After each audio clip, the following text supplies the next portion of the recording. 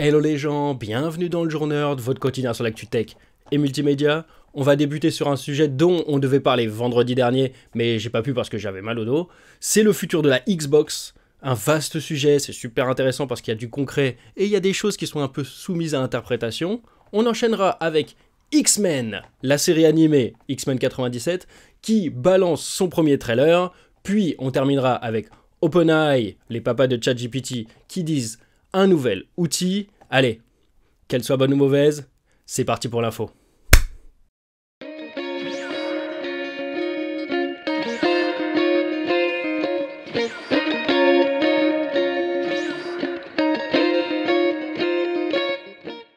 Bon, comme j'ai dit dans l'intro, là je devais en parler vendredi, mais comme je me suis bloqué le dos, j'ai pas fait de vidéo. J'ai tenté de faire une sorte de podcast en solo avec uniquement ma voix, c'était super nul, donc j'ai pas publié. On va parler de l'avenir de Xbox. Vous voyez, c'est une des raisons pour lesquelles je commente pas les rumeurs, parce que ça fait plus d'une semaine que beaucoup de gens ils s'agitent au sujet de Xbox, en particulier sur les jeux exclusifs à la Xbox, comme si les gros jeux Xbox sortiraient aussi sur les autres plateformes, dont la PS5. Moi j'avais décidé de pas en parler et attendre l'annonce officielle de Phil Spencer, le patron de Xbox. Et j'ai bien fait en vrai. Alors, qu'est-ce qu'ils ont dit Philou et Xbox là dans le podcast? Bon, premier truc, ils ont débunké la rumeur. Les gros jeux tels que Starfield ou Indiana Jones par exemple, ils sortiront pas sur PS5. Dans un futur proche, seuls 4 jeux Xbox seront dispo sur Switch et PlayStation 5. Il y a Grounded, le genre de Chérie j'ai rétréci les gosses mais en mode multijoueur quoi. Hi-Fi Rush, un jeu de rythme avec un style vraiment très dessin animé quoi. Moi je fais pas beaucoup de jeux dans ma vie, mais celui-là j'ai vraiment kiffé, c'est vraiment une de mes pépites de l'année, voire l'année dernière, je sais plus trop quand est-ce que c'est sorti. Et en plus, le perso principal il est doublé par Benoît Dupac, la voix d'Onizuka en français. Donc ça c'est beau ça. En jeu qui débarque sur PS5 et Switch, il y a aussi Pentiment, c'est un jeu narratif que je connais vraiment que dalle, mais qui semble avoir séduit la critique en 2022. Et pour finir, il y a aussi Sea of Thieves, le jeu de pirate en multijoueur là, développé par Rare, qui est une exclusivité vraiment ultra appréciée de la Xbox et du PC, donc on va dire de Microsoft en général. Du coup, ces 4 jeux, qu'est-ce qu'ils ont en commun?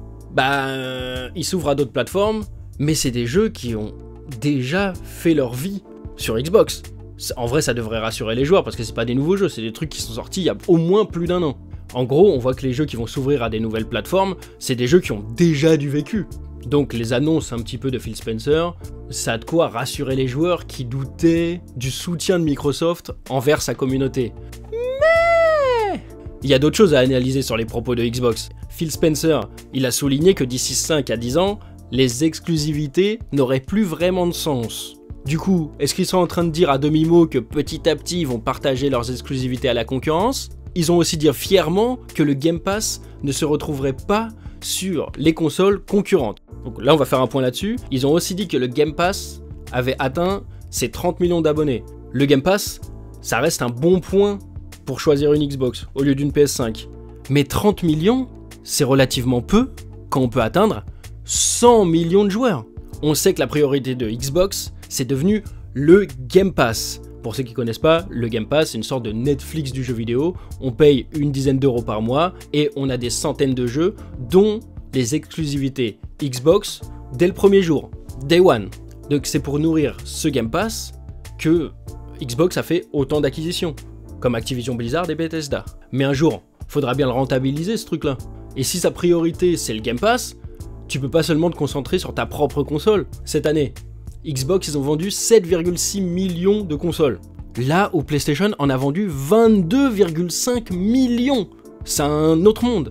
Et le Game Pass sur console, enfin, du coup, sur Xbox, ça semble atteindre une sorte de limite. C'est plus les joueurs PC qui semblent booster les ventes du Game Pass en ce moment. Pourquoi Microsoft, alors que c'est sa priorité, se priverait de mettre son Game Pass sur Nintendo Switch, qui est à environ 140 millions de ventes, et de cette PS5 qui vend énormément et qui a une communauté ultra forte? Bon, là c'est que de la spéculation, mais s'ils l'ont pas encore fait, c'est parce que Sony et Nintendo, ils acceptent pas. Le but final du Game Pass, c'est d'être partout.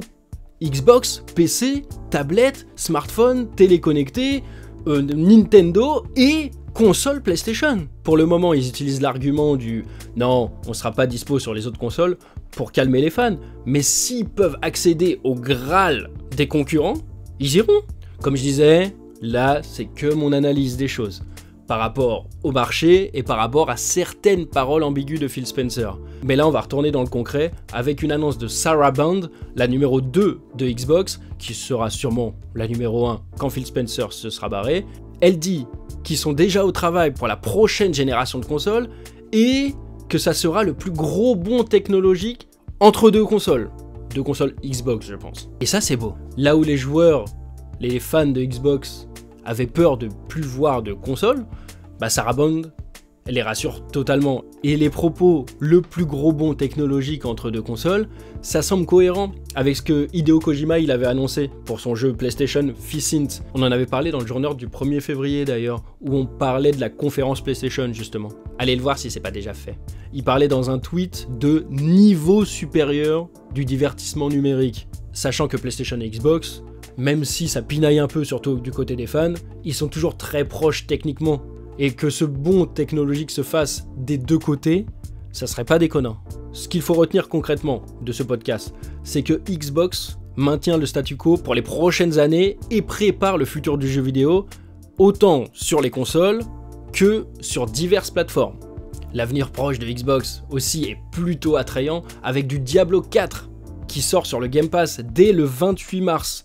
C'est un événement assez historique parce que c'est le premier jeu Activision Blizzard qui débarque sur le Game Pass depuis le rachat par Microsoft. Et on a hâte de voir tous les autres jeux arriver là.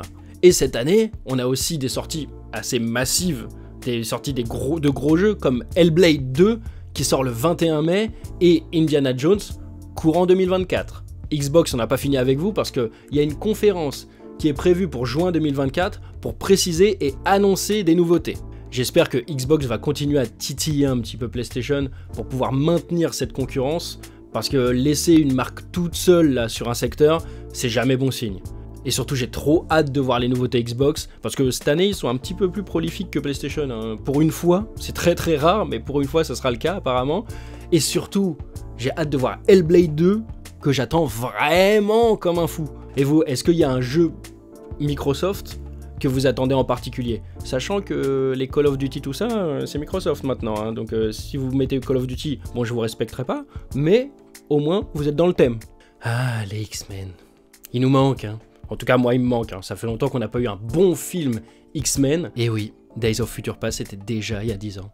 Du coup une petite série animée pour nous monter le moral, c'est pas de refus. On a eu la bande-annonce de la suite directe de la série animée X-Men qui a fait connaître à beaucoup de gens la licence, en France en tout cas.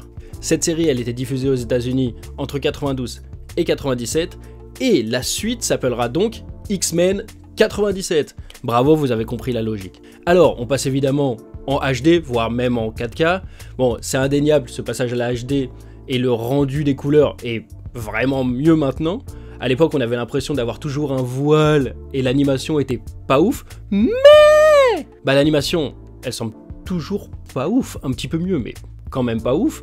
Et les dessins, franchement pour moi, ils étaient beaucoup plus beaux avant. Il y avait plus de détails, là ça semble un peu lisse, un peu comme les dessins animés pour enfants de maintenant là. Bon, je chipote un peu, mais en vrai ça a l'air cool. Cyclope devient le leader des X-Men et Magneto semble être l'héritier du professeur Xavier, mais point de vue juridique du terme. Il hérite des biens du professeur Xavier du coup. La musique mythique, de l'action, des personnages qu'on kiffe, et j'espère du message social quand même, on veut du vrai X-Men. Rendez-vous le 20 mars sur Disney+, il y aura 10 épisodes, on connaît pas vraiment la fréquence de diffusion, si tout sera diffusé d'un seul coup, ou s'il y aura un seul épisode à la fois, ou 3 épisodes au début et après un épisode à la fois, on sait pas du tout. Après, si vous êtes vraiment impatient, vous pouvez en attendant regarder la série de 92 qui est dispo en intégralité sur Disney+. Moi c'est sûr je vais me les faire parce que je suis tellement en manque de X-Men, je vais être obligé de me les mater quoi. Quel est le point commun entre cette vidéo, celle-là et celle-là? Le point commun c'est que tout est faux! Après l'intelligence artificielle textuelle avec ChatGPT, puis le créateur d'images à partir d'un texte avec DALL-E, OpenAI annonce le créateur de vidéos à partir d'un texte avec Sora AI. Les premières ébauches de son nouvel outil ont été publiées via Twitter. Ils ont même partagé les prompts, donc en gros les phrases qu'ils ont notées dans Sora AI pour atteindre ce résultat de vidéo, et c'est impressionnant. Bon, qu'on s'entende bien, vous ferez pas du court-métrage avec, mais pour illustrer quelque chose, ça peut être vraiment pas mal. L'outil, il n'est pas encore dispo même pour les versions payantes d'OpenAI, mais ça risque d'arriver dans les prochains mois, voire peut-être l'année prochaine, parce que bien que ce soit impressionnant, ça reste aussi un outil assez dangereux. Parce que déjà que les deepfakes, ça porte préjudice à de nombreuses célébrités en ce moment, alors imaginez en vidéo. En plus, l'élection présidentielle américaine, ça se passe en novembre là. Ce qui pourrait rendre l'outil d'OpenAI très problématique. L'entreprise, eux, ils ont toujours été transparents avec ça, ils ont toujours été dans l'optique de labelliser les contenus en IA, mais bon, même s'ils le font, il y a beaucoup d'utilisateurs aguerris qui pourront détourner le truc. L'outil de toute façon n'est pas encore totalement terminé, mais c'est déjà impressionnant quand même. Et OpenAI peut-être ne prendra pas le risque de sortir cet outil de sitôt sous peine de sanctions si ça dégénère. À voir s'ils peuvent auto-réguler les choses ou si le détournement de ces outils est vraiment une fatalité. Et voilà, c'est fini pour aujourd'hui. Merci d'avoir suivi ce Jour Nerd jusqu'au bout. Abonnez-vous pour ne rater aucune info et n'hésitez pas à regarder les anciennes vidéos. C'est ce qui est cool quand on commente pas vraiment les rumeurs, c'est que l'info ne périme pas en 2 jours. Restez passionnés et je vous dis à demain!